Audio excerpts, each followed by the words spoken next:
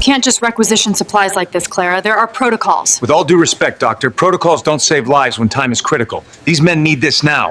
The field hospital buzzed with urgency.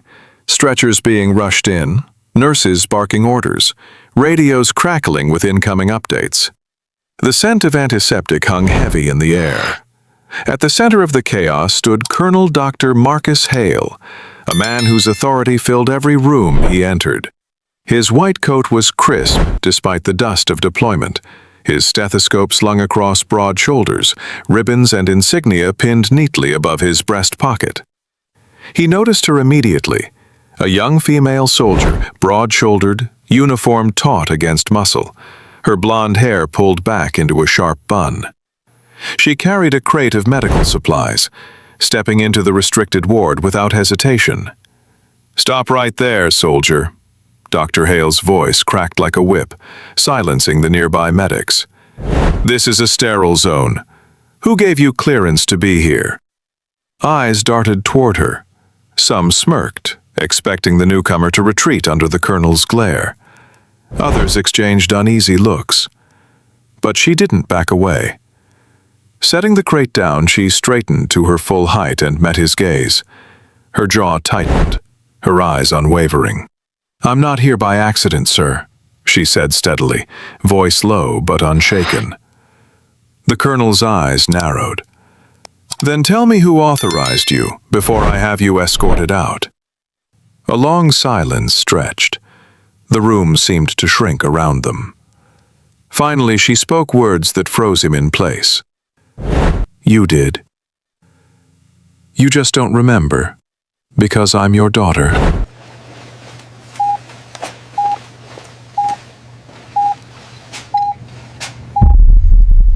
The air thickened. For a moment, even the heart monitors seemed to fall silent. Whispers rippled among the staff. "Did she say daughter?" one nurse muttered under her breath. A young medic lowered his gaze, suddenly feeling like an intruder on something far larger than orders and rank.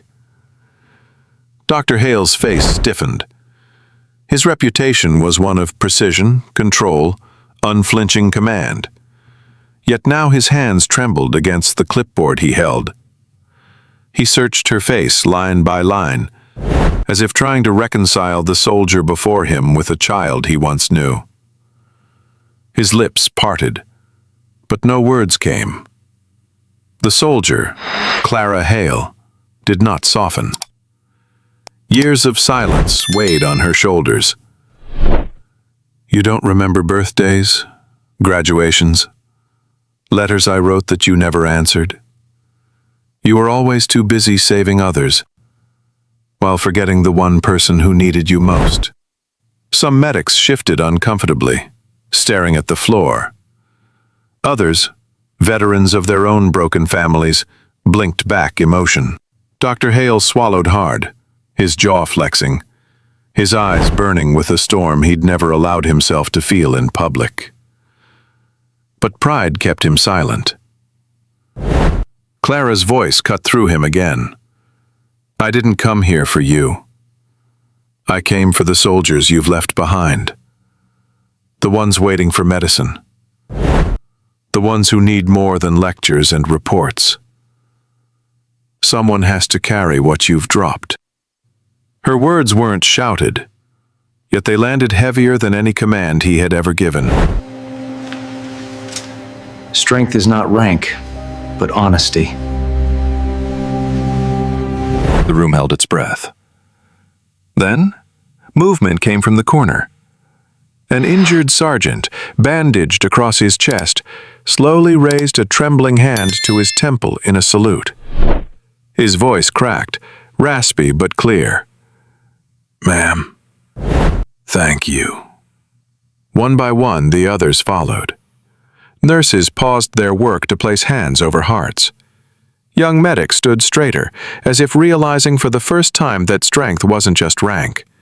It was truth. Even the colonel's most loyal staff could no longer meet his eyes.